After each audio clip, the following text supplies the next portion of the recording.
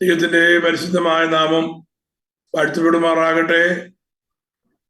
കർത്താവിന്റെ സന്നിധി കൃപയിൽ ആശ്രയിച്ച് സൂമിൽ കടന്നു വന്ന എല്ലാ പ്രിയപ്പെട്ടവർക്കും കർത്താവായ യേശു ക്രിസ്തുവിന്റെ നാമത്തുള്ളതായ സ്നേഹവന്ദനങ്ങളെ അറിയിക്കുന്നു. പ്രത്യേകിച്ച് നാട്ടിൽ നിന്ന് പ്രിയ സിൻസിയും സൂമിൽ കടന്നു വന്നിട്ടുണ്ടല്ലോ.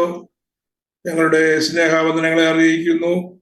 പ്രിയ മാതാവിനെയും പിതാവിനെയും ദൈവം പരിപാലിക്കേണ്ടതിനായി പ്രത്യേകം പ്രാർത്ഥിക്കുന്നു.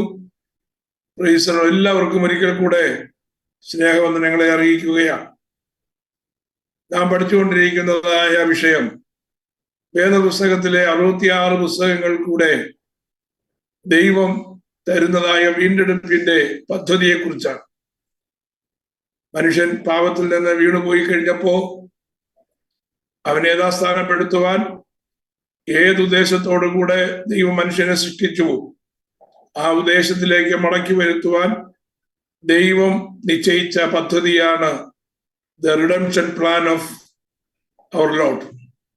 ആ റിഡംഷൻ പ്ലാൻ എന്ന് പറയുന്നത്, വീണ്ടെടുപ്പിന്റെ പദ്ധതി എന്ന് പറയുന്നത്, വേദപുസ്തക ചരിത്രത്തിന്റെ ആദ്യോടന്തം ആ പദ്ധതിയാണ് നമുക്ക് കാണുവാൻ കഴിയുന്നത്. ഉൽപ്പത്തി പുസ്തകത്തിലും പുറപ്പാട് പുസ്തകത്തിലും ലേവ്യ പുസ്തകത്തിലെയും വിശദമായി നാം അത് കണ്ടു കഴിഞ്ഞു. സംഖ്യാപുസ്തകത്തിലേക്ക് നാം വരികയാണ്. സംഖ്യാപുസ്തകത്തിൽ വരുമ്പോൾ വീണ്ടെടുക്കപ്പെട്ടതായ ദൈവജനത്തെ ദൈവത്തിന്റെ വാഗ്ദത്ത പ്രകാരമുള്ളതായ കനാൻ നാട്ടിലേക്ക് കൊണ്ടുപോകുവാൻ ദൈവമൊരുക്കിയതായ പദ്ധതിയിൽ കൂടെ എത്രയും വേഗം കനാൻ നാട്ടിൽ എത്തേണ്ടിയിരുന്നതായ ജനം നിർഭാഗ്യവശാൽ അവർക്ക് വലിയ കാലതാമസം നേരിടേണ്ടതായി വന്നു.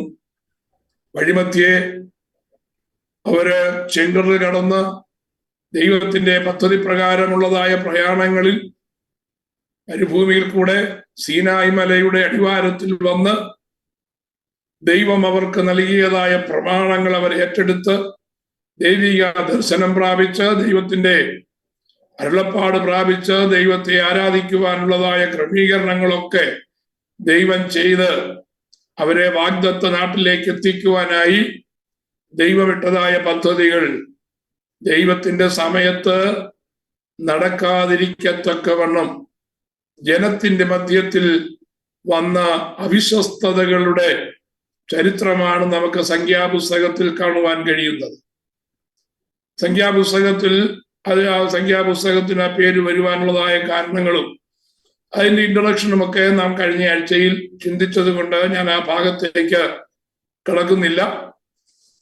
സംഖ്യാപുസ്തകത്തിന്റെ പ്രധാനപ്പെട്ടതായ ഭാഗം ആദ്യത്തെ 25 അധ്യായങ്ങൾ കഴിഞ്ഞതിന് ശേഷം സംഖ്യാപുസ്തകത്തിന്റെ ആദ്യം നമ്മൾ കാണുന്നത് ഒരു ജനസംഖ്യാ നിർണയമാണ്. ഒരു സെൻസർ.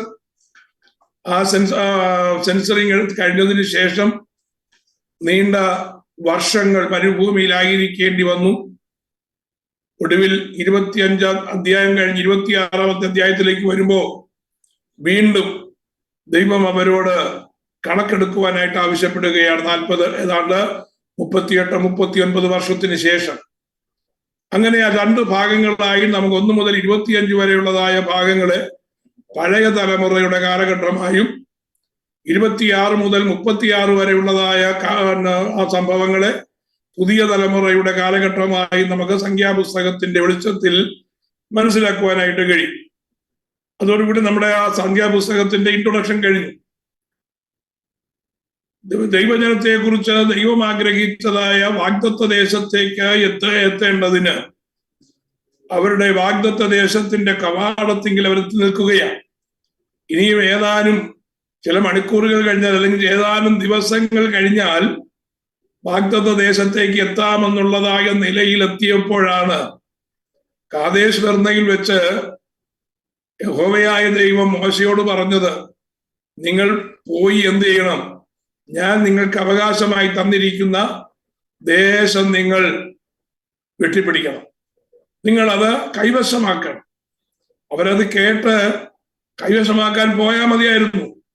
പക്ഷേ ഇടയ്ക്ക് നമ്മൾ വായിച്ചു, ഇടയ്ക്ക് നമ്മൾ മനസ്സിലാക്കിയത് അങ്ങനെ ഡയറക്റ്റ് ആയിട്ട് പോകേണ്ടിയിരുന്നതായ ജനത്തെ മൂപ്പന്മാരുടെ മാനുഷികമായ ചിന്തകൾ കടന്നു വന്ന് അവരുടെ ആലോചനയ്ക്ക് വശംവദനാകേണ്ടി വന്നതുകൊണ്ട് ദേശത്തെ ഒറ്റുനോക്കേണ്ടതിന് ഓരോ ഗോത്രത്തിൽ നിന്നും ഓരോരുത്തരെ വീതം തിരഞ്ഞെടുത്ത ദേശത്തിലേക്ക് അയക്കേണ്ടി വന്നതാണ് അവരുടെ ജീവിതത്തിൽ സംഭവിച്ചതായ ആ വാഗ്ദത്ത നിവർത്തിക്കുള്ളതായ ഡിലേക്ക് കാരണമായി, അല്ലെങ്കിൽ താമസത്തിന് കാരണമായി ഭവിച്ചത്. അതോടുള്ള ബന്ധത്തിൽ പുതിയ നിയമ വാഗ്ദത്ത ദേശത്തേക്കുള്ള യാത്രക്കാരായിരിക്കുന്നതായ നമുക്ക് ശക്തമായ ഒരു മുന്നറിയിപ്പ് അതിൽ കൂടെ ലഭിക്കാനിടയായി തീരുന്നത്, വാഗ്ദത്തം ചെയ്തവൻ വിശ്വസ്തനാണ്. അത് മുമ്പിൽ എത്ര പ്രതിസന്ധി ഉണ്ടെങ്കിലും, എത്ര പ്രതികൂലങ്ങൾ ഉണ്ടെങ്കിലും, ശത്രുവായവൻ എത്ര തന്നെ അതിന്മേൽ മതില് കെട്ടി പൊക്കിയാലും, എത്ര തന്ത്രങ്ങളോടെ അവൻ കടന്നു വന്നാലും ഉറച്ചു നിൽക്കുന്നതായ ദൈവജനത്തിന് വാഗ്ദത്ത ദേശത്തെ തടയുവാൻ കഴിയുകയില്ല. അത് അങ്ങനെ വാഗ്ദത്തം പ്രാപിപ്പാനായി താമസം നേരിടുന്നെങ്കിൽ എവിടെയോ നമ്മുടെ ആത്മീയ യാത്രയിൽ നമുക്ക് ആകരുതാത്തത് വന്നു ഭവിച്ചു എന്ന് നമ്മൾ മനസ്സിലാക്കി ദൈവസന്നിധാനത്തിൽ യഥാസ്ഥാനപ്പെടണം എന്നുള്ളതാണ് ദിനംതോറും നമുക്ക് ലഭിക്കുന്നതായ ആലോചനകൾ. ഈ അടുത്ത ഭാഗത്തേക്ക് ഞാൻ വരുമ്പോ നമ്മൾ ചിന്തിക്കുന്നത്, ദൈവജനത്തിന് താമസം നേരിട്ടു കഴിഞ്ഞപ്പോൾ മരുഭൂമിയിൽ തന്നെ പറയുന്നതായ കാലയളവിൽ താമസിക്കേണ്ടതായി വന്നു. അങ്ങനെ അവർ മരുഭൂമിയിൽ ഏതാണ്ട് 38-39 വർഷം ചെലവഴിച്ചപ്പോ ആ യാത്രയിൽ അവരുടെ ജീവിതത്തിൽ സംഭവിച്ചതായ 22 സംഭവങ്ങൾ നമുക്ക് സംഖ്യാപുസ്തകത്തിൽ നിന്ന് വായിക്കാനായിട്ട് കഴിയും. ആ സംഭവങ്ങളെ മിക്കവാറും ഉള്ള സംഭവങ്ങളെല്ലാം നമുക്ക് അറിയാവുന്ന കാര്യങ്ങളാണ്. എങ്കിലും അത് സീക്വൻസ് ആയിട്ട് മനസ്സിലാക്കുകയും അതിനകത്തുള്ളതായ ആത്മീക ദൂതുകൾ നാം കൈക്കൊള്ളുകയും ചെയ്യുമ്പോൾ അബദ്ധവശാലെങ്കിലും അറിഞ്ഞോ അല്ലെങ്കിൽ അറിയാതെയോ നമ്മുടെ ജീവിതത്തിൽ വാഗ്ദത്തം പ്രാപിപ്പാനായി തടസ്സമായി നമ്മുടെ ജീവിതത്തിൽ നിന്ന് കുഴച്ചിലുകളൊന്നും ഉണ്ടാകാതിരിക്കുവാൻ ശ്രദ്ധിക്കുവാൻ കഴിയും. ചില സംഭവങ്ങൾ നമുക്ക് ശക്തി പകരുന്നതാണ്, ബലം പകരുന്നതാണ്, വിശ്വാസത്തെ വർദ്ധിപ്പിക്കുന്നതാണ്. എങ്കിലും മറ്റു ചില സംഭവങ്ങൾ, ഭൂരിഭാഗം സംഭവങ്ങളും നമ്മുടെ ജീവിതത്തിന്റെ ബലഹീനത മൂലം ഈ പുതിയ നിയമ വാഗ്ദത്ത ദേശത്തേക്കുള്ളതായ യാത്രയിലായിരിക്കുന്ന, അഥവാ ആത്മീയ യാത്രയിലായിരിക്കുന്നതായ നമ്മൾക്ക് തോൽവി പറ്റാതിരിക്കുവാനുള്ളതായ മുന്നറിയിപ്പുകളായി നമുക്ക് കാണുവാനായിട്ട് കഴിയും. 22 സംഭവങ്ങളാണ് നമുക്ക് കാണുവാനായിട്ട് കഴിയുന്നത്. അത് ഒന്നാമത്, ഗോത്രം തോറും എണ്ണി കൂടാരത്തിന് ചുറ്റും പാളയം ക്രമീകരിക്കും. നമ്മളത് കഴിഞ്ഞ ആഴ്ചയിൽ ചിന്തിച്ച വിഷയമാണ്. സെൻസസ് എടുക്കുക, ക്യാമ്പ് ഓർഗനൈസേഷൻ. യാത്രയിൽ ഒരു ക്രമീകരണം എപ്പോഴും വേണം. അത് വ്യക്തിയായാലും കൊള്ളാം, കുടുംബമായാലും കൊള്ളാം, സഭയായാലും കൊള്ളാം. ദൈവത്തിന്റെ മുമ്പിൽ എപ്പോഴും ദൈവം ചെയ്യുന്നതായ കാര്യങ്ങൾ it will be in order. ഒരു ക്രമീകരണത്തോടു കൂടെ മാത്രമേ ദൈവം ചെയ്യുകയുള്ളൂ. നമ്മുടെ ജീവിതത്തിൽ ക്രമം തെറ്റിക്കുവാനാണ് പിശാച് ശ്രമിക്കുന്നത്. നമ്മുടെ ഔദ്യോഗിക ജീവിതത്തിലോ, നമ്മുടെ സാമ്പത്തിക വിഷയങ്ങളിൽ, നമ്മുടെ കുടുംബപരമായ വിഷയങ്ങളിൽ, സഭയുടെ ആരാധനാക്രമങ്ങളിലായാലും, അതിന്റെ സഭയുടെ ആചാരാനുഷ്ഠാനങ്ങളിലായാലും ഒക്കെ ക്രമം തെറ്റിക്കുവാൻ പിശാച് വളരെ വിരുത് കാണിക്കും. ദൈവത്തിന്റെ സൃഷ്ടിയിൽ തന്നെ ദൈവത്തിനൊരു ക്രമമുണ്ട് എന്ന് മനസ്സിലാക്കണം. ആ ക്രമം തെറ്റിക്കുവാൻ കുടുംബങ്ങൾ തയ്യാറാകരുത്, വ്യക്തികൾ തയ്യാറാകരുത്, സഭ ഒരിക്കലും അതിന് തയ്യാറാകരുത്. ഏത് കാര്യം ചെയ്താലും ദൈവത്തിന്റെ ഓർഡർ പ്രകാരമാണോ എന്ന് നാം ദൈവവചന പ്രകാരം എന്ത് ചെയ്യണം? ശോധന ചെയ്യണമെന്നാണ് അതിൽ മനസ്സിലാക്കുവാനായിട്ട് കഴിയുന്നത്.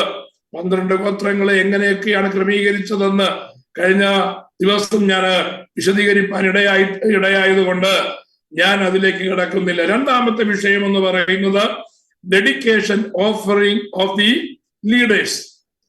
സംഖ്യാപുസ്തകം 7-ാം അധ്യായത്തിലേക്ക് വരുമ്പോ ആ 12 ഗോത്രങ്ങളുടെയും മൂപ്പന്മാർ അതാത് ഗോത്രത്തിന് ആവശ്യമായിരിക്കുന്ന ദൈവത്തിന്റെ കൽപ്പന പ്രകാരമുള്ളതായ യാഗം കഴിക്കണം, ഓഫറിംഗ് നൽകണമെന്ന് പറഞ്ഞിരിക്കുകയാണ്.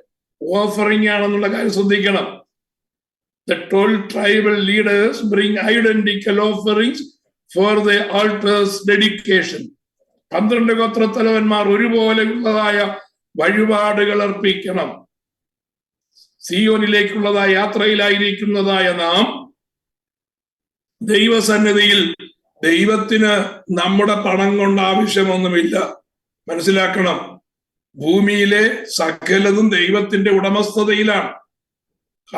കാട്ടിലെ കാട്ടുമൃഗങ്ങളും ആകാശത്തിലെ പറവകളും മനുഷ്യരെല്ലാവരും, ആകാശവും ഭൂമിയുമല്ല നക്ഷത്രങ്ങളും ഭൂമിയിലെ എല്ലാ ധാതു ലവണങ്ങളും എല്ലാം ദൈവത്തിന്റെ ഉടമസ്ഥതയിലാണ്. പിന്നെന്തിനാ ദൈവത്തിന് ഇതെന്ന് ചോദിച്ചാൽ, ദൈവം അത് നമുക്ക് തന്നിരിക്കുമ്പോ നാം ദൈവത്തോട് നന്ദിയുള്ളവരാണോ എന്ന് ദൈവം മുമ്പാകെ പ്രകടിപ്പിക്കുന്നതിന്റെ അടയാളമാണ് ദൈവസന്നിധിയിൽ കൊണ്ടുവരുന്നതായ ഓഫറിംഗ് എന്ന് മനസ്സിലാക്കണം. ദൈവം കൊടുക്കുവാനായിട്ട് നമ്മുടെ ഹൃദയത്തിൽ തോന്നിക്കുന്ന, ദൈവത്തിന്റെ വചനത്തിൽ നമ്മോട് പ്രസ്താവിച്ചിരിക്കുന്നതായ കാര്യങ്ങൾ നാം ദൈവത്തിന് കൊടുത്തില്ല എങ്കിൽ ദൈവസന്നിധിയിൽ നന്ദിയില്ലാത്തവരാണ്. ദൈവം അത് ഒരിക്കലും ക്ഷമിക്കുന്നതായ കാര്യവുമല്ല. പക്ഷേ ദൈവം അതിന് നമ്മെ ശിക്ഷിക്കുകയില്ല എന്നുള്ള കാര്യം, ഈ ഭൂമിയിൽ ഒരു പക്ഷേ ശിക്ഷ കിട്ടിയില്ല എങ്കിൽ നമ്മൾ പേടിക്കണം. ദൈവം അതിന് നമ്മോട് കണക്ക് ചോദിക്കും. നാം പറയുന്ന വാക്കുകൾക്ക് കണക്ക് ചോദിക്കുമെങ്കിൽ ദൈവം നമുക്ക് തന്നിരിക്കുന്നതായ നന്മകൾ എവിടെ, എങ്ങനെ, എപ്പോൾ കൊടുക്കണമെന്ന് പ്രമാണമുണ്ട്. നമുക്കിഷ്ടമുള്ളതുപോലെ, നമ്മൾ വിചാരിക്കുന്നത് പോലെ നമ്മുടെ മാന്യത കിട്ടേണ്ടതിന്, നമ്മുടെ സ്ഥാനം ശരിയാക്കേണ്ടതിന്, നമ്മുടെ സമയം പോലെ കൊടുക്കുവാനല്ല ദൈവം നിശ്ചയിച്ചിരിക്കുന്നത്, ദൈവം പറഞ്ഞിരിക്കുന്നത്. ഡോക്ട്രിൻ ഓഫ് ഗിവിംഗ് എന്ന് പറയുന്നത് വേദപുസ്തകത്തിൽ കാണുന്ന ശക്തമായ ഉപദേശമാണ്. ഡോക്ട്രിൻ ഓഫ് ഗിവിംഗ്, ദൈവത്തിന് കൊടുക്കേണ്ടതിന്റെ ഉപദേശം. അത് നമുക്ക് പലർക്കും അറിയത്തില്ല. Praise the Lord. ആ ദൈവം എന്തെങ്കിലും കണക്കിടുമ്പോ, ദൈവം എന്തെങ്കിലും സ്വീകരിക്കുമ്പോ, ദൈവം എന്തെങ്കിലും നന്മ തരുവാനായിട്ട് അല്ലെങ്കിൽ ദൈവത്തിന് പ്രസാദകരമായി തീരുവാൻ എന്തെങ്കിലും ചെയ്യുമ്പോ ദൈവം ചെയ്തല്ലോ, അവനത് ചെയ്തല്ലോ എന്ന് പറഞ്ഞ് സന്തോഷിക്കുന്ന ദൈവമല്ല. ചെയ്യുന്നത് പ്രമാണപ്രകാരമാണോ എന്ന് പരിശോധിക്കുന്ന ദൈവമാണ്. പ്രമാണപ്രകാരമാണെങ്കിൽ മാത്രമേ ദൈവത്തിങ്കൽ നിന്ന് അതുകൊണ്ട് നമുക്ക് പ്രതിഫലം ലഭിക്കുകയുള്ളൂ എന്ന് മനസ്സിലാക്കണം. ഇസ്രായേൽ മക്കളോട് പറഞ്ഞത്, നിങ്ങളുടെ ഗോത്രങ്ങളിൽ ഓരോ ഗോത്രവും ഇന്നത് കൊണ്ടുവരണമെന്ന് പറഞ്ഞ് അവർക്ക് കൊടുത്ത കൽപ്പന പ്രകാരം രൂബേൻ മുതൽ ബെന്യാമീൻ വരെയുള്ളതായ എല്ലാ ഗോത്രങ്ങളും ദൈവസന്നിധാനത്തിൽ ഓഫറിംഗ് അർപ്പിക്കുന്ന വിഷയമാണ് രണ്ടാമത്തെ വിഷയം. മരുഭൂമി യാത്രയിൽ അവരുടെ യാത്രയുടെ ആരംഭത്തിൽ യാത്ര സുഗമമായി തീരേണ്ടതിന്, യാത്രയിൽ എത്രയും വേഗം അവരുടെ വാഗ്ദത്ത ദേശം, കനാൻ ദേശം കൈവശമാക്കേണ്ടതിന് നിങ്ങൾ എന്ത് ചെയ്യണം? ആരാധന ക്രമീകരിക്കണം, ആരാധന സ്ഥാപിക്കണം. അതിനുവേണ്ടി യാഗപീഠം എന്ത് ചെയ്യണം? ഡെഡിക്കേറ്റ് ചെയ്യണം. ആ യാഗപീഠം ഡെഡിക്കേറ്റ് ചെയ്യേണ്ടതിന് വേണ്ടിയാണ് ആ വഴിപാട് കൊണ്ടുവരാനായിട്ട് പറഞ്ഞിരിക്കുന്നത്. നമുക്ക് യാഗപീഠം നമുക്കും തന്നിട്ടുണ്ട്. നമ്മുടെ യാഗപീഠം എന്ന് പറയുന്നത് എന്താണെന്നുള്ള കാര്യം ഞാൻ വിശദമായി പറഞ്ഞിട്ടുള്ളത് കൊണ്ട് ഞാൻ അതിലേക്ക് കടക്കുന്നില്ല. രണ്ടാമത്തെ, മരുഭൂമിയിലെ രണ്ടാമത്തെ ഒഴിച്ചുകൂടാൻ പറ്റാത്തതായ കാര്യമെന്ന് പറയുന്നത് giving offering time to time. ദൈവത്തിങ്കിൽ നിന്ന് നാം പ്രാപിച്ചതായ നന്മയിൽ നിന്ന് ദൈവത്തിന് കൊടുക്കേണ്ടതുപോലെ കൊടുക്കണമെന്നുള്ളതാണ് രണ്ടാമത്തെ കാര്യം. ഇനി മൂന്നാമത്തെ കാര്യം, Levites consecrated and second pass over. ലേവ്യരെ ദൈവം എന്ത് ചെയ്യുകയാണ്? ശുശ്രൂഷയ്ക്ക് വേണ്ടി വേർതിരിക്കുകയാണ്. ആ ശുശ്രൂഷയ്ക്ക് വേണ്ടി വേർതിരിച്ചതിന് ശേഷം രണ്ടാമത്തെ പെസഹ മരുഭൂമിയിൽ ആചരിക്കുകയാണ്. ഒന്നാമത്തെ പെസഹ എവിടെ ആചരിച്ചത്? ഓർമ്മയുണ്ടോ? ഒന്നാമത്തെ പെസഹ ആചരിച്ചത് മിസ്രൈമിലാണ്. ആബീബ് മാസം 14-ാം തീയതി രാത്രിയിൽ ആചരിച്ചതായ ഒന്നാം പെസഹ. ആ പെസഹ ആചരിച്ചതിന് ശേഷം അവര് യാത്ര പുറപ്പെട്ട് മരുഭൂമിയിൽ വന്ന് രണ്ടാമത്തെ പെസഹ ആചരിക്കേണ്ട സമയമായപ്പോ രണ്ടാമത്തെ പെസഹ ആചരിക്കേണ്ടതിന് വേണ്ടി പ്രമാണപ്രകാരം എന്ത് ചെയ്തു? പുരോഹിതന്മാരെ വേർതിരിക്കുകയാണ്. അപ്പോ മരുഭൂയാത്രയിൽ യാത്ര ക്രമീകൃതമാകണമെങ്കിൽ, ലക്ഷ്യസ്ഥാനത്തെത്തണമെങ്കിൽ ദൈവത്തിന്റെ പ്രമാണം അനുസരിക്കണം എന്നുള്ളതാണ് മൂന്നാമത് നമ്മളെ ഓർപ്പിക്കുന്നതായ കാര്യം. അപ്പോ third event during their journey through the wilderness is keeping Passover. ഇനി മൂന്നാമത് ഡിപ്പാർച്ചർ ഫ്രം സീനായ്. ഇതുവരെ അവരെവിടെയാണ്? സീനായ് പർവ്വതത്തിന്റെ അടിവാരത്തിലാണ്. മോശ മുഖാന്തരം ലഭിച്ചതായ ആ ന്യായപ്രമാണ കൽപ്പന കിട്ടി. ആ ന്യായപ്രമാണ കൽപ്പനയും കൊണ്ട് അവർ യാത്ര തിരിക്കുകയാണ്. അപ്പോ departure from Sinai at the trumpet sound led by the cloud Israel begins the journey. ഇവിടെ ശ്രദ്ധിക്കേണ്ടത് സംഖ്യാപുസ്തകം 10-ാം അധ്യായത്തിലാണ് അവരുടെ യാത്ര പുറപ്പെടേണ്ടതായിട്ടിരിക്കുന്നതായ വിഷയം. പാളയം അടിച്ചിരിക്കുകയാണ്. അവർ യാത്ര പുറപ്പെടുമ്പോ യാത്ര പുറപ്പെടേണ്ടതിന് ഒരു ക്രമം പറഞ്ഞിട്ടുണ്ട്. കാഹളങ്ങൾ നീട്ടിയൂതണം. ആട്ടിൻ കൊമ്പ് കൊണ്ടുള്ളതായ 2 കാഹളങ്ങൾ, വെള്ളി കൊണ്ട് 2 കാഹളങ്ങൾ ഉണ്ടാക്കണമെന്ന് പറഞ്ഞു. ആ വെള്ളി കൊണ്ട് 2 കാഹളങ്ങൾ ഉണ്ടാക്കുന്ന കാര്യം നമുക്ക് സംഖ്യാപുസ്തകം 10-ാം അധ്യായത്തിൽ കാണുവാനായിട്ട് കഴിയും. ആ കാഹളം എപ്പോഴൊക്കെയാണ് ഊതേണ്ടതെന്നും ഓരോ കാഹളങ്ങളും ഊതുമ്പോ ദൈവജനം എങ്ങനെയാണ് ചെയ്യേണ്ടതെന്നുള്ള കാര്യം, എന്താണ് ചെയ്യേണ്ടതെന്നുള്ള കാര്യം വ്യക്തമായി പറഞ്ഞിട്ടുണ്ട്. പുരോഹിതന്മാരാണ് കാഹളം ഊതുന്നതെങ്കിലും അവര് തോന്നുമ്പോ അവർക്ക് ഇഷ്ടം പോലെ ഊതാൻ പറ്റത്തില്ല കേട്ടോ. അതിന് ഊതേണ്ടതായ സമയമുണ്ട്, ഊതേണ്ടതായ രീതിയുണ്ട്, ഊതേണ്ടതിനൊരു ക്രമമുണ്ട്. ആ ശബ്ദം കേൾക്കുമ്പോ ദൈവജനം എന്താ ചെയ്യേണ്ടതെന്നുള്ളതിനും ഒരു ക്രമമുണ്ട്. നിങ്ങൾ 10-ാം അധ്യായം മൊത്തത്തിൽ എനിക്ക് വായിക്കുവാനുള്ളതായ സമയമില്ല. ആ ഒരു ഹെഡിങ് മാത്രം പറഞ്ഞ് ഞാനങ്ങ് വിടുകയാണ്. ഞാനത് പറഞ്ഞതിന്റെ താല്പര്യം, ഈ കാഹളം ഊതുമ്പോ നമുക്കൊരു കാര്യം ഓർമ്മ വരണം. മഹാകാഹള ധ്വനിയുടെ പെരുന്നാളിനെ കുറിച്ച് നമ്മൾ പഠിച്ചു. ലേവ്യ പുസ്തകത്തിൽ മഹാകാഹള ധ്വനിയുടെ പെരുന്നാൾ നമ്മൾ പഠിച്ചു. അത് എന്തിനെ കുറിക്കുന്നതാണ്? കേൾപ്പാനിരിക്കുന്ന ദൈവത്തിന്റെ കാഹള ശബ്ദത്തെ കുറിക്കുന്നതാണ്. നമ്മൾക്ക് വേണ്ടി ഇവിടെ നിന്നുള്ളതായ വാസമ്മതിയാക്കി ഈ മരുഭൂമിയിലെ നമ്മുടെ യാത്രയ്ക്ക് അവസാനം വന്നു. നമുക്കിവിടെ പാളയമടിക്കുവാൻ താൽക്കാലികമായി ദൈവമായ കർത്താവ് സാഹചര്യം തന്നു. അതൊരു പക്ഷേ നമുക്ക് കിട്ടിയ അവസരം എവിടെയാണ്? ഷാർജയിലും ദുബായിലും അജ്മാനിലും ഒക്കെയായി നമുക്ക് താവളമടിക്കുവാൻ ദൈവം സാവകാശമൊരുക്കി. മാത്രമാണോ? പാളയം അടിക്കുക മാത്രമല്ല, അതിനെ ജീവിക്കുവാൻ ആവശ്യമായ ചുറ്റുപാടുകളെ നമുക്ക് തന്നു. നമ്മുടെ വിചാരം നമ്മളുടെ എല്ലാ നാളും സ്ഥിരമായി അങ്ങ് പാർക്കുമെന്നാണ്. അല്ലെങ്കിൽ നാട്ടിൽ അടിസ്ഥാനമുള്ളതായ ഒരു നല്ല വീട് വെച്ച് കഴിഞ്ഞാൽ നമ്മൾ ചിന്തിക്കുന്നത് നമ്മുടെ വാസം എവിടെയാണെന്നുള്ളതായ ചിന്ത നമുക്ക് വരികയാണ്. പിന്നെ ഇവിടുത്തെ ജീവിതം എങ്ങനെയാണ് പുഷ്ടിപ്പെടുത്തുക, ഇവിടെ എങ്ങനെയാണ് ആശ്വാസം ഉണ്ടാകുക, ഇവിടെ എങ്ങനെയാണ് സന്തോഷം ഉണ്ടാകുക, ഇവിടെ എങ്ങനെയാണ് മറ്റുള്ളവർക്ക് തുല്യമായോ അവരെക്കാൾ ഒരുപടിയും കൂടെ കൂടുതലായി നമ്മൾ ജീവിക്കാൻ കഴിയുക എന്നുള്ളതാണ് പിന്നെ നമ്മുടെ ചിന്ത. മനസ്സിലാക്കണം, ഇതൊരു താൽക്കാലിക കൂടാരമാണ്. അബ്രഹാമിനെ ഒന്ന് ചിന്തിച്ച്, അബ്രഹാമിനെ സംബന്ധിച്ച് മെസൊപ്പൊത്താമിയയിലായിരുന്നതായ അബ്രഹാം ചെറിയ വ്യക്തിയായിരുന്നില്ല, മഹാധനവാനായിരുന്നു അബ്രഹാം. അബ്രഹാമിന് വേണമെങ്കിൽ സിറ്റി ഓഫ് അബ്രഹാം എന്ന് പറഞ്ഞുകൊണ്ടൊരു വലിയ പട്ടണം അങ്ങ് പണിയാമായിരുന്നു. പണ്ട് ഒരാൾ പണിതല്ലോ, ആദ്യമായി പട്ടണം പണിതിട്ട് ആളിനെ കുറിച്ച് നമുക്കറിയാമല്ലോ. അതുപോലെ ഒരു പട്ടണമൊക്കെ അങ്ങ് പണിയാമായിരുന്നു അബ്രഹാമിന്, യാതൊരു കുഴപ്പമില്ലായിരുന്നു. പക്ഷേ അബ്രഹാം ഒരിടത്തും ഒരു ഭവനം പണിതില്ല. അബ്രഹാം ഭവനം പണിയുന്നതിന് പകരം അവൻ കൂടാരമടിക്കുകയാ ചെയ്തത്. വീട് പണിയാൻ എന്താ വയ്യാത്തത് കൊണ്ടാണോ? പട്ടണം പണിയാൻ ആളും കപ്പാസിറ്റി ഇല്ലാത്തത് കൊണ്ടാണോ? ധനമില്ലാത്തത് കൊണ്ടാണോ? സമ്പത്തില്ലാത്തത് കൊണ്ടാണോ? കഴിവില്ലാത്തത് കൊണ്ടാണോ? ഒന്നുമല്ല. അബ്രഹാമിനറിയാമായിരുന്നു, ഇതല്ല എന്റെ പാർപ്പിടം, ഇവിടെ ഇതിനൊന്നും അടിസ്ഥാനമില്ല, ഇതേതു സമയവും മാറ്റപ്പെടും. എന്നാൽ അടിസ്ഥാനങ്ങളുള്ളതായ ഒരു നഗരം വിശ്വാസത്താൽ അബ്രഹാം കാണുവാനിടയായി. നമ്മുടെ ജീവിതത്തിൽ നമുക്കെപ്പോഴും വേണ്ട ഒരു കാഴ്ചപ്പാടാണ്. ഈ ലോകത്തിലെ നന്മ നമുക്ക് തന്നിരിക്കുന്നത് അത് ദൈവനാമ മഹത്വത്തിനായി നാം എങ്ങനെ ഉപയോഗിക്കുന്നു എന്ന് ദൈവം പരിശോധിക്കേണ്ടതിന് വേണ്ടിയാണ്.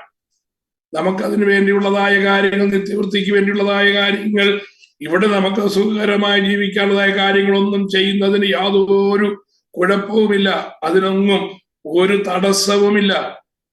ചെയ്യണ്ട എന്നല്ല, നിശ്ചയമായി നമ്മൾ ചെയ്യണം. നമുക്ക് വേണ്ടി കരുതണം, നമ്മുടെ കുടുംബത്തിന് വേണ്ടി കരുതണം, നമ്മുടെ തലമുറയ്ക്ക് വേണ്ടി കരുതണം. തന്റെ കുടുംബത്തിന് വേണ്ടി കരുതാത്തവൻ അവിശ്വാസിയേക്കാൾ അധമനാണ് എന്നാണ് പുതിയ നിയമത്തിൽ ലേഖനത്തിൽ പറഞ്ഞിരിക്കുന്ന കാര്യം. അപ്പൊ കുടുംബത്തിന് വേണ്ടി കരുതുന്നതിലൊന്നും യാതൊരു കുഴപ്പവുമില്ല, അവിടെ ഒരു ഉപദേശവുമില്ല. പക്ഷേ ഇവിടെയാണ് എന്റെ പാർപ്പിടം എന്നുള്ള ചിന്ത വന്ന് സകലതും ദൈവത്തെ മറന്ന് ദൈവത്തിന്റെ പ്രമാണം വിട്ട് ദൈവത്തിന് സെക്കൻഡ് ചാൻസോ തേർഡ് പൊസിഷനോ ഒക്കെ കൊടുത്ത് സമയമുള്ളപ്പോ പോകാം, സമയമുള്ളപ്പോ ചെയ്യാം, സമയമുള്ളപ്പോ അത് ആത്മീയ വിഷയത്തിൽ ശുഷ്കാന്തി കാണിക്കാമെന്ന് പറയുന്ന അനുഭവമുണ്ടല്ലോ, അത് ദൈവം മുമ്പാകെ വലിയ തെറ്റുള്ള കാര്യമാണ് എന്ന് പറയുവാൻ താല്പര്യമുണ്ട്. അപ്പോ അത് മനസ്സിലാക്കി വേണം നമ്മുടെ യാത്ര ചെയ്യാം. അപ്പൊ കാഹള ശബ്ദം കേൾക്കുന്നതായ മാത്രയിൽ ആ കാഹള ശബ്ദം കേൾക്കുമ്പോൾ എന്ത് ചെയ്യണം? അടുത്ത ചെയ്യേണ്ടത് കൂടാരത്തിന്റെ കുറ്റികൾ അങ്ങ് മറിക്കുക.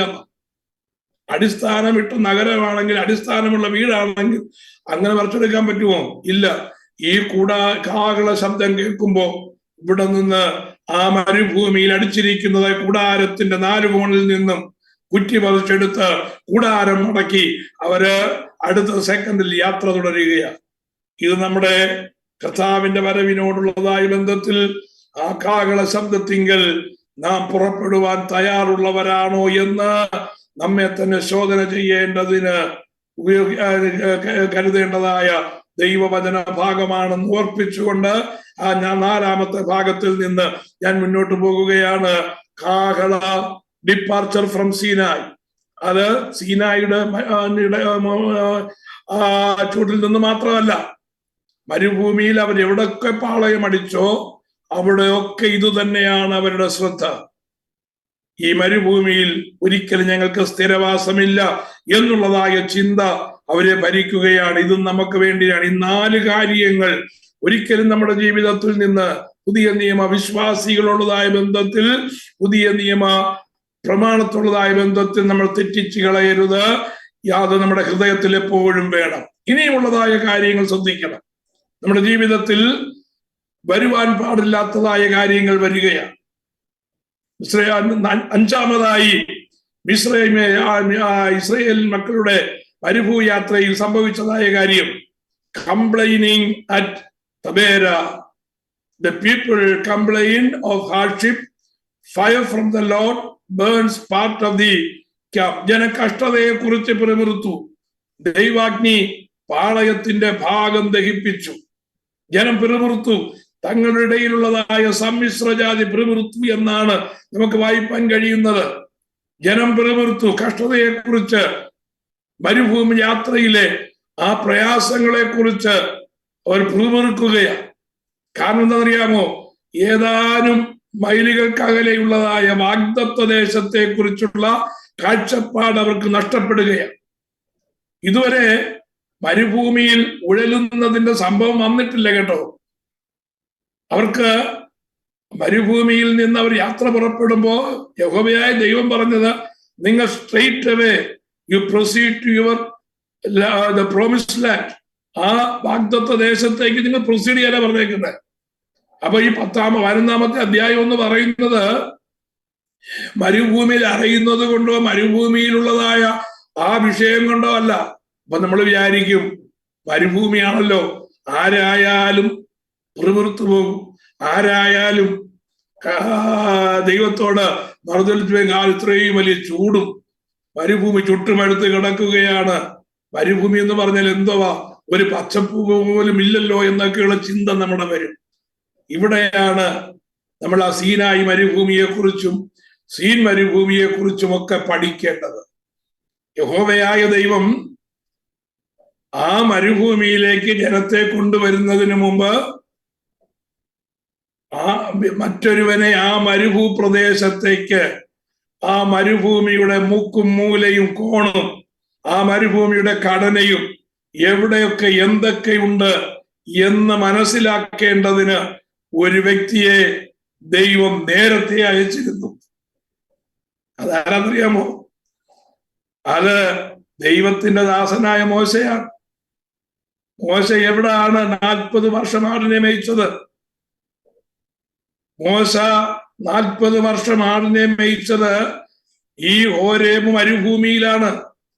സീൻ മരുഭൂമി അല്ലെങ്കിൽ ഇസ്രായേൽ മക്കൾ ആ 40 വർഷം അവരുടെ യാത്രയിൽ പോകേണ്ടതായ വഴിയിലുള്ളതായ ആ മരുഭൂമിയുടെ സകല ഘടനയും മനസ്സിലാകത്തക്ക വിധത്തിൽ അതിന്റെ ഓരോ കോണും മനസ്സിലാകുവാൻ, അതിനെക്കുറിച്ച് പഠിക്കുവാൻ സാഹചര്യം ഉണ്ടാകേണ്ടതിന് ഒരു മനുഷ്യനെ തിരഞ്ഞെടുത്ത് ദൈവം നേരത്തെ അയച്ചിരുന്നു. അതാണ് മോശ.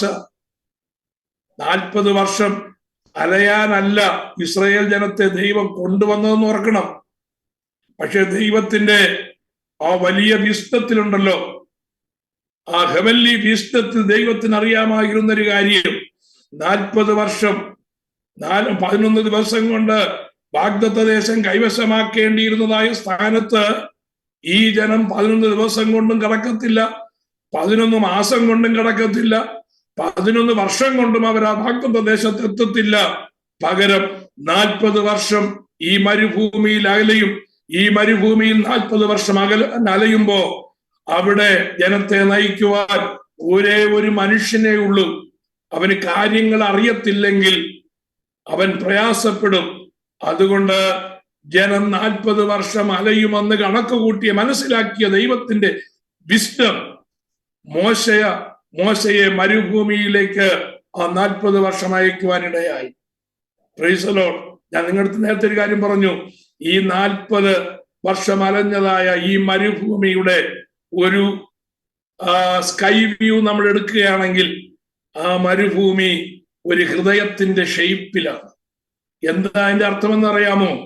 മരുഭൂമിയിലായിരിക്കുന്ന ദൈവജനത്തോട് ദൈവത്തിന് അറിയിക്കുവാനുള്ളത്, അവരെ അറിയിക്കുവാനുള്ള കാര്യം, നിങ്ങൾ മരുഭൂമിയിലാണ് എന്ന് എന്റെ ജനമേ നിങ്ങൾ ചിന്തിച്ചാലും നിങ്ങൾ എന്റെ ഹൃദയത്തിലാണ് എന്ന് ദൈവം അവരെ അറിയിക്കുകയാണ്. ഒന്ന് ചിന്തിച്ചു നോക്കിക്കേ. ദൈവത്തിന്റെ ഹൃദയത്തിനുള്ളിലാണ് നമ്മൾ എന്ന് നാം അറിയുന്ന നിമിഷം എത്ര ഭാഗ്യകരമാണത്. അതാണ് ഇസ്രായേൽ ജനത്തെ ആ സീൻ മരുഭൂമിയിൽ അല്ലെങ്കിൽ സീനായി മരുഭൂമിയിൽ അലയുന്നു എന്ന് തോന്നുന്ന ആ ജനത്തെ നോക്കി ജാതികൾ പറയുമ്പോ, ഉഴലുന്നു എന്ന് ജാതികൾ പറയുമ്പോ സങ്കീർത്തനക്കാരൻ വിളിച്ചു പറയുകയാണ്, എത്തേണ്ട സ്ഥാനത്തെത്തേണ്ടതിന് അവനവരെ ചൊവ്വേയുള്ള വഴിയിൽ നടത്തിയെന്നാണ്. ഈ ചൊവ്വേയുള്ള വഴി ഏതാണ്? ആ ഹൃദയപ്രകാരമുള്ള വഴി. ആത്മീക ദൂതുണ്ട് കേട്ടോ. ദൈവം നമ്മെ അലയുന്നു എന്ന്, ദൈവം നമ്മെ വലയ്ക്കുന്നു എന്ന് ശത്രുവായവൻ നമ്മോട് ചെവിയിൽ മന്ത്രിച്ചാലും അത് കേൾക്കരുത്. പിന്നെയോ അലച്ചിലുണ്ട്, കുഴച്ചിലുണ്ട്, പ്രയാസമുണ്ട്, പ്രതികൂലമുണ്ട് എന്ന് സാഹചര്യം വിളിച്ചു പറയുമ്പോഴും ഉന്നതത്തിൽ നിന്നൊരുവൻ വിളിച്ചു പറയുകയാണ്, അങ്ങനെയല്ല, നിങ്ങളെ എന്റെ ഹൃദയത്തിൽ ഞാൻ വഹിച്ചിരിക്കുകയാണ്. ഇത് ഓർക്കുമ്പോഴാണ് നമ്മുടെ ജീവിതത്തിൽ സന്തോഷം വരേണ്ടത്. ശ്രദ്ധിക്കണം, നാം പാർക്കുന്നതായ ദേശത്തിന് ചുറ്റും ഭീഷണികൾ നിലനിൽക്കുമ്പോഴും, എന്ത് അനർത്ഥവും എപ്പോഴും ഭവിക്കാമെന്ന ചിന്ത വരുമ്പോഴും, ഏത് പ്രതിസന്ധിയും കടന്നു എന്നുള്ളതായ ആ ഭാരം നമ്മുടെ ജീവിതത്തിൽ വരുമ്പോഴും, ഒരു ദൈവം അതിൽ മനസ്സിലാക്കേണ്ടതായ കാര്യം, we are inside the heart of our Lord. ദൈവം നമ്മെ തന്റെ ഹൃദയത്തിൽ വഹിച്ചിരിക്കുകയാണ്. ഇനി അവിടെയുള്ളതായ ഓരോ വസ്തുക്കളെ കുറിച്ചും എനിക്ക് പറയണമെന്നുണ്ട്. ആ സീനായി മരുഭൂമിയിലുള്ളതായ വസ്തുക്കളെ കുറിച്ച് എനിക്ക് പറയണമെന്നുണ്ട്. വെള്ളം പുറപ്പെടുവിച്ച പാറയെ ഉൾപ്പെടെ. അത് പിന്നെ ഒരു ദിവസം പറയാം, ഇതെന്റെ വിഷയമല്ലാത്തത് കൊണ്ട് അത് പിന്നെ നമുക്ക് അതിനെക്കുറിച്ച് പിന്നെ സംസാരിക്കാം. ഇതിന്റെ മധ്യത്തിൽ ഇത്രയും സുരക്ഷിതമായ ഒരു ദേശം കാണുവാൻ, ഈ സുരക്ഷിതമായ ദൈവത്തിന്റെ പദ്ധതി കാണുവാൻ അവർക്ക് കഴിഞ്ഞില്ല എന്നതാണ് അവരവിടെ പിറുപിറുക്കുവാനിടയായിട്ട് തീർന്നത്.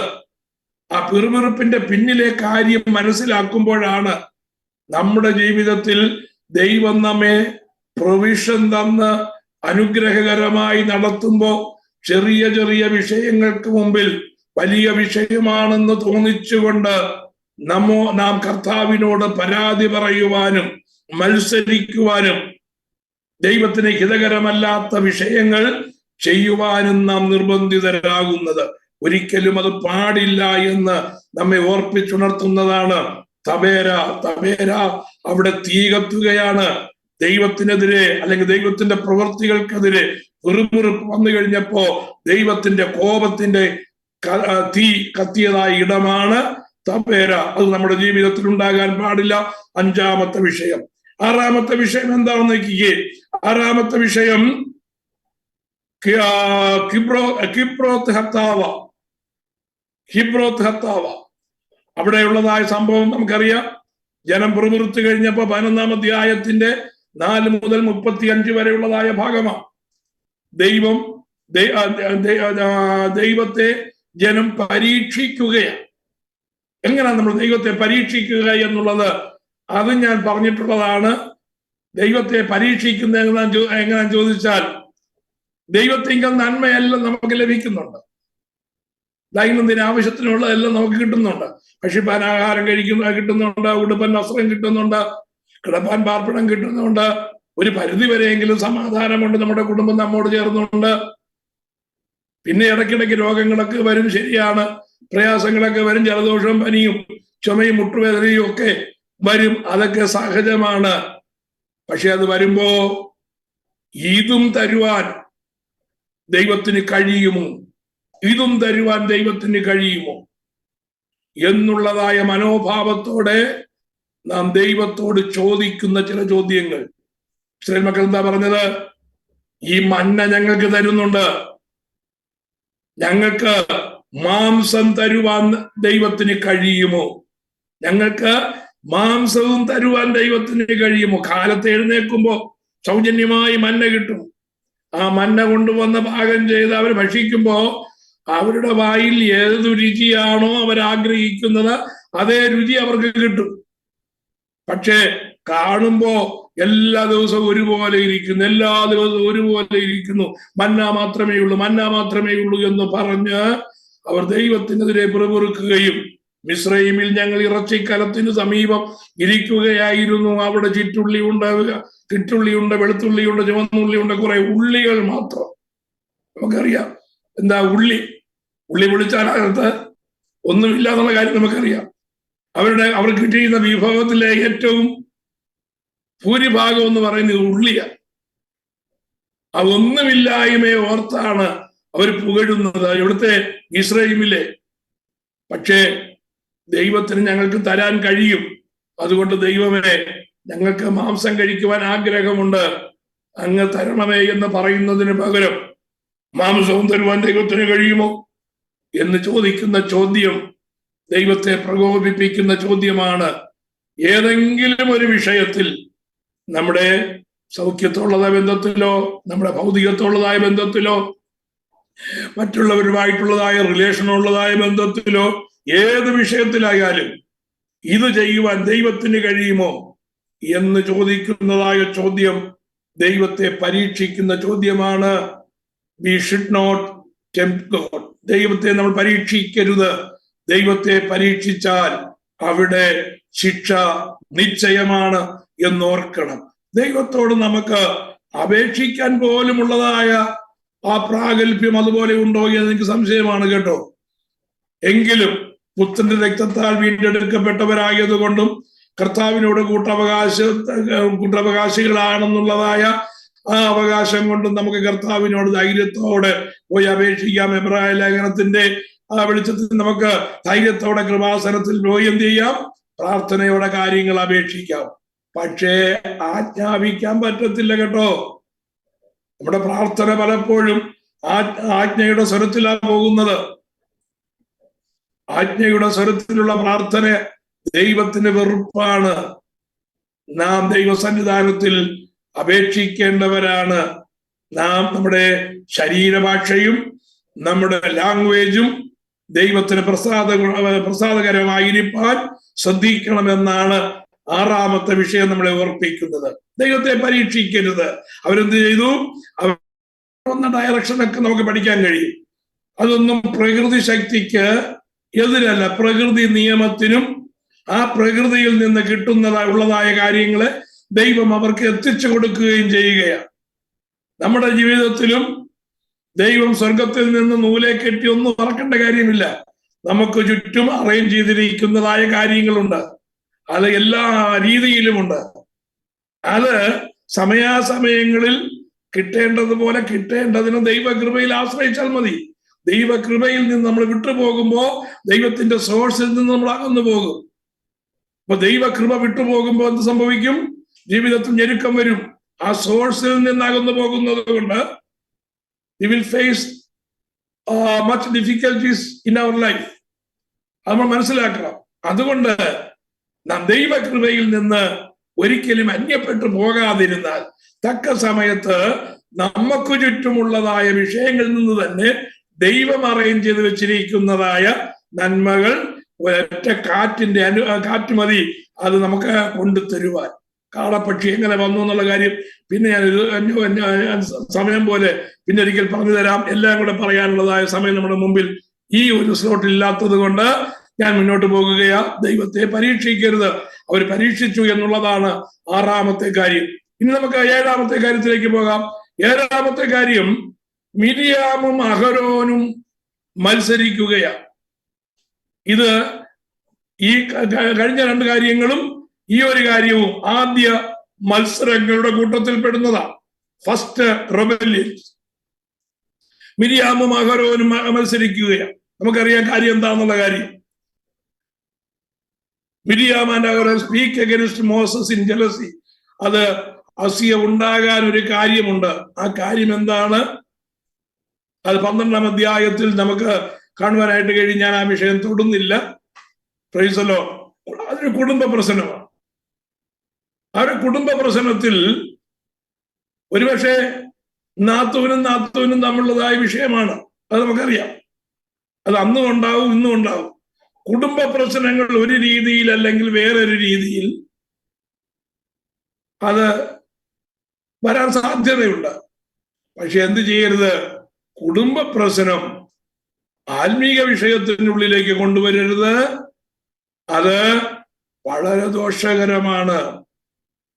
ഇവിടെ സംഭവിച്ചത് മിരിയാം എന്ത് ചെയ്തു? മിരിയാമും അഹരോനും മോശയുടെ ഭാര്യയ്ക്കെതിരായി അവനെതിരായി പിറുപിറുക്കുവാനായിട്ടിടയായിട്ട് തീർന്നു. പോകട്ടെ, മോശയ്ക്ക് വിരോധമായി സംസാരിച്ചപ്പോ മോശ അത്ഭുതങ്ങളൊക്കെ കാണിക്കാൻ കഴിവുള്ളവനാണ് എന്ന് പറഞ്ഞ ദൈവകൃപ എടുത്ത് ദൈവം പകർന്നിരിക്കുന്നതായ കൃപ എന്ത് ചെയ്തില്ല? അവന്റെ പേഴ്സണൽ സൊല്യൂഷന് വേണ്ടി ഉപയോഗിച്ചില്ല എന്നുള്ള കാര്യം നമ്മൾ ശ്രദ്ധിക്കണം. ദൈവം തന്നിരിക്കുന്നതായ കൃപ, ദൈവം തന്നിരിക്കുന്നതായ ശുശ്രൂഷ, ദൈവം തന്നിരിക്കുന്നതായ കാര്യങ്ങൾ അത് പേഴ്സണൽ ഗെയിനിനു വേണ്ടി ഉപയോഗിക്കരുത്. മോശ ഉപയോഗിച്ചില്ല എന്നുള്ളതാണ് മോശയിൽ നിന്ന് നമുക്കിവിടെ പഠിക്കുവാൻ കഴിയുന്ന കാര്യം. നമ്മൾ ശ്രദ്ധിക്കേണ്ട കാര്യം എന്താണ്? നാം മറ്റുള്ളവർ അല്ലെങ്കിൽ നമ്മുടെ കൂടെയുള്ള അല്ലെങ്കിൽ കർത്താവിന്റെ വേല ചെയ്യുന്ന കർത്തൃദാസന്മാർക്കെതിരെ സംസാരിക്കുന്നത്, അവർക്കെതിരെ നിരൂപിക്കുന്നത്, അവർക്കെതിരെ ഹല്ലേലൂയ ആലോചിക്കുന്നതൊക്കെ ദൈവ മുമ്പാകെ വളരെ ഗവനിക്കുന്ന കാര്യമാണ്. അത് നമ്മുടെ ഈ മരുഭൂയാത്രയിൽ ഉണ്ടാകുവാൻ പാടില്ല ഇത് പലപ്പോഴും അവിടങ്ങളിലുള്ളതായ ദൈവജനം മറന്നു പോകുന്നു എന്നുള്ളതാണ് ആത്മീയ വിഷയത്തിൽ വരുന്നതായ ദോഷങ്ങൾ. ദൈവസഭകൾ പ്രൈസ് ദി ലോർഡ് അതിൻ്റെതായ ഫംഗ്ഷനിൽ നിന്ന് വിട്ടുപോകുവാൻ കാരണം ഇതാണ്. അത് നമ്മുടെ ജീവിതത്തിൽ ഉണ്ടാകാൻ പാടില്ല. ഏഴാമത്തെ വിഷയം എന്ന് പറയുന്നത് മിര്യാമും അഹരോനും പിറുപിറുത്തു. മിര്യാമും അഹരോനും പിറുപിറുത്തു കഴിഞ്ഞപ്പോ ഒരേ വിഷയമാണ് പിറുപിറുത്തതെങ്കിലും അവിടെ ശിക്ഷ കിട്ടുന്നത് മിര്യാമിന് മാത്രമാണ്. അതിനും കാരണമുണ്ട്. മിര്യാമിനോട് പറഞ്ഞു, നീ എന്ത് ചെയ്യണം? മോശക്കെതിരെ പിറുപിറുത്തത് കൊണ്ട് നീ മുഖാന്തരം യാത്ര മുടങ്ങുകയാണ്. നീ ഇനി കുറച്ചു ദിവസത്തേക്ക് പാളയത്തിന്റെ അകത്തേക്ക് വരരുത്. നിന്നിൽ കുഷ്ഠമുണ്ട്. ആ കുഷ്ഠം ഭേദമാകുന്നത് വരെ നീ പാളയത്തിന് പുറത്ത് താമസിക്കണം. മിര്യാമിനെ വിട്ടിട്ട് പാളയത്തിന് പോകാൻ പറ്റത്തില്ലല്ലോ. അതുകൊണ്ട് പാളയം മുഴുവനും ഇസ്രായേലിന്റെ വാഗ്ദത്ത ദേശത്തേക്കുള്ളതായ യാത്രയ്ക്ക് അവിടെ ഒരു ചെറിയ തടസ്സം വരികയാണ്. പലപ്പോഴും വാഗ്ദത്തങ്ങൾ പ്രാപിപ്പാൻ തടസ്സമായി വരാൻ കാരണം നാം അറിയാതെയെങ്കിലും ചെയ്തു പോകുന്ന പിറുപിറുപ്പുകളാണ്, അസൂയയാണ് എന്ന്, അല്ലെങ്കിൽ ജലസി, അത് അസൂയ നമ്മുടെ ജീവിതത്തിൽ കടന്നു വരുവാൻ ഇടയുണ്ട്. അത് കടന്നു വരുവാൻ ഇടയാകാതെ വണ്ണം നമ്മെ തന്നെ സൂക്ഷിക്കണമെന്ന് ഏഴാമത്തെ വിഷയം വെളിപ്പെടുത്തുകയാണ്. ഇനി നമുക്ക് എട്ടാമത്തെ വിഷയത്തിലേക്ക് വരാം. അത് അടുത്തത് ടേണിംഗ് പോയിന്റ് ആണ്. ഇതുവരെ യാത്ര സുഗമമായിരുന്നു. വാഗ്ദത്ത ദേശം 11 ദിവസം കൊണ്ട് അവർക്ക് കൈയടക്കാമെന്നുള്ളതായ നിലയിൽ അവരെത്തി നിൽക്കുക. അവിടുന്ന് ഒരു ഏതാനും ദിവസം കൂടെ കഴിഞ്ഞു കഴിഞ്ഞാൽ ഡയറക്റ്റ് പോയി കനാൻ ദേശം പിടിച്ചെടുക്കുകയേ വേണ്ടൂ. പക്ഷേ അവിടെ വെച്ച് അവരുടെ യാത്രയ്ക്ക് ഒരു ടേണിംഗ് പോയിന്റ് ഉണ്ടാകുകയാണ്. കാദേശിൽ വെച്ച് എന്താ സംഭവിച്ചത്? അവിടെ വെച്ചാണ് അവരുടെ ജീവിതത്തിൽ ഒരു തീരുമാനത്തിന് ഒരു മാറ്റം വരുവാനായിട്ടിടയായിട്ട് തീർന്നത്. 13 മുതൽ 13ഉം 14ഉം അധ്യായങ്ങളാണ് അവിടുത്തെ കാര്യം. 12 spies explore Canaan, 10 bring a fearful report and incite the people to rebel. Only Joshua and Caleb urge faith. The result, God's judgment that this entire generation would wander and die in the wilderness for 40 years, 1 year for each day. The spies searched the land. 12 ഒറ്റുനോട്ടക്കാർ കനാനിൽ ഉറ്റുനോക്കുവാൻ പോയി. 10 പേരെന്ത് ചെയ്തു? അവരെ ഭയപ്പെടുത്തുന്നതായ റിപ്പോർട്ടുമായിട്ട് ജനത്തിന്റെ ഇടയിലേക്ക് 40 ദിവസത്തിന് ശേഷം മടങ്ങി വന്നു. അക്കൂട്ടത്തിൽ യോശുവയും കാലേബും മാത്രം അവരെ ഏൽപ്പിച്ചിരുന്നതായ വിശ്വാസത്തിന് വേണ്ടി അവർ നിൽക്കുവാനിടയായി. ദൈവമായ യഹോവ അവരെ അവിടെ വെച്ച് ആ വാഗ്ദത്ത ദേശത്തേക്കുള്ളതായ ഡയറക്ഷനിൽ നിന്നും മാറ്റി. എന്നിട്ട് പറഞ്ഞു, നിങ്ങൾ 40 ദിവസമാണ് വാഗ്ദത്ത ദേശം ഒറ്റുനോക്കിയത്. ആ 40 ദിവസം വാഗ്ദത്ത ദേശം ഒറ്റുനോക്കിയതിന് പകരമായി ഓരോ ദിവസത്തിന് ഓരോ വർഷം എന്നുള്ളതായ കണക്കിൽ നിങ്ങൾ അതിന് ശിക്ഷ അനുഭവിച്ചേ മതിയാകുകയുള്ളൂ. അവിശ്വാസത്തിന്റെ ശിക്ഷയാണത്. നമ്മള് പലപ്പോഴും നമ്മുടെ ജീവിതത്തിൽ വന്നു പോകുന്നതായ കുഴപ്പമാണ് നമ്മുടെ ജീവിതത്തിന്റെ ദിശ തന്നെ മാറ്റിക്കളയുന്ന.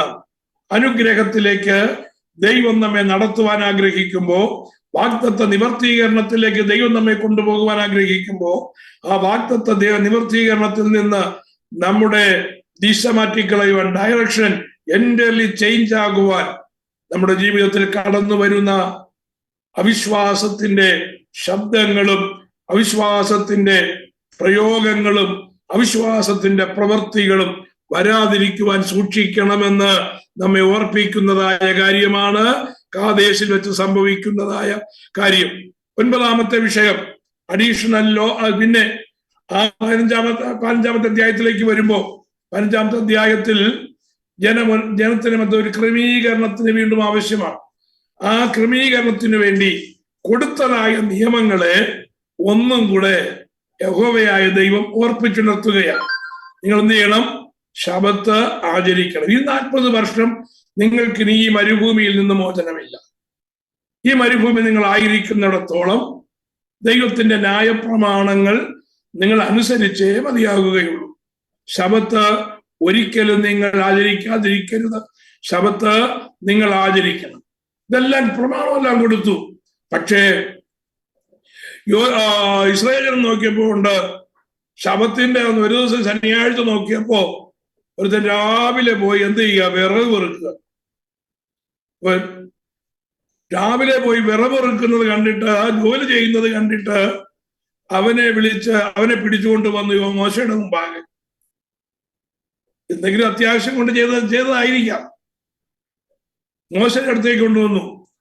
മോശ നോക്കിയപ്പോ ശബത്ത് ലംഘിക്കരുതെന്നുള്ളതായ പ്രമാണമുണ്ട്. പക്ഷേ ഒരുവൻ ശബത്ത് ലംഘിച്ചാൽ അവന് കൊടുക്കേണ്ടതായ ശിക്ഷ, ആ കാരണസഹിതം, ശബത്ത് ലംഘിക്കുവാനുള്ളതായ കാരണസഹിതം അവനെയും കൊണ്ട് ദൈവം മുമ്പാകെ ചെന്നു. ദൈവം അവരോട് മോശയോട് പറഞ്ഞത്, ശബത്ത് ലംഘിച്ചവനെ എന്ത് ചെയ്യരുത്? ഇനിയും പാളയത്തിൽ വെച്ചുകൊണ്ടിരിക്കരുത്.